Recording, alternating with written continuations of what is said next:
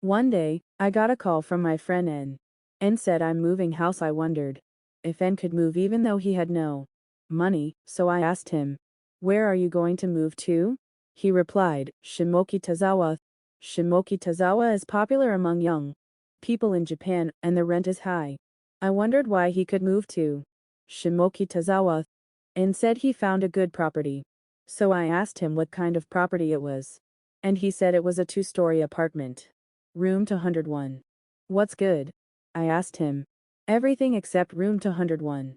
Costs over $1,000 a month. But room 201 costs $80 a month. He replied. I told him, there must be some bad reason why you shouldn't move there.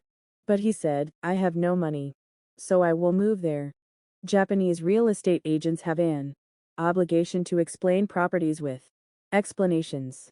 So I went with N to ask the real estate agent why the rent was cheap. Is there something wrong with this property? I asked the real estate agent. The real estate agent immediately answered yes. We've had 4 people move in the past year, and all 4 moved out without staying for 2 weeks. The real estate agent said. Furthermore, the first 3 people disappeared before 2 weeks had passed, as if they ran away at night. And the last one was found dead of asphyxiation 2 weeks after he started living there. When I heard that, I told N never to move. But he really did. The next day I got a call from N. This room is weird, he said. I asked him what happened. And he said, when I woke up in the middle of the night and looked at the clock, it was 2:22 a.m. I thought it was strange. But outside the window, I heard the voices of many children. When I opened the window and tried to check outside, the children's voices suddenly stopped. And when I closed the window, I heard the children's voices again. And after a thump sound, the children's voices also stopped. I went to the real estate agent with him, saying, it's definitely strange. So let's go ask the real estate agent again. Then, the real estate agent told us, most buildings have 14 steps. But there are rare buildings with 13 steps, which is said to be quite ominous. When we got back to his apartment and counted the number of stairs, it was 13. I told him to move again, but he didn't. The next day, I got another call from N.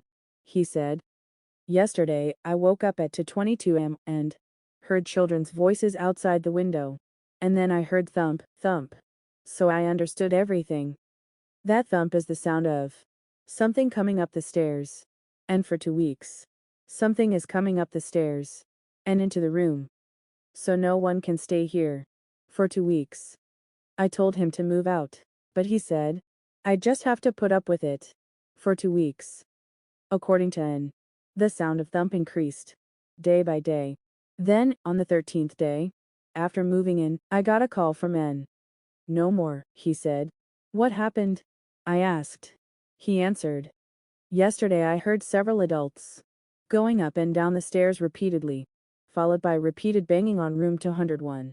I couldn't sleep all night because I was scared, and gathered his friends and decided to move out on the same day. Friends who help him move have prepared amulets at temples and shrines.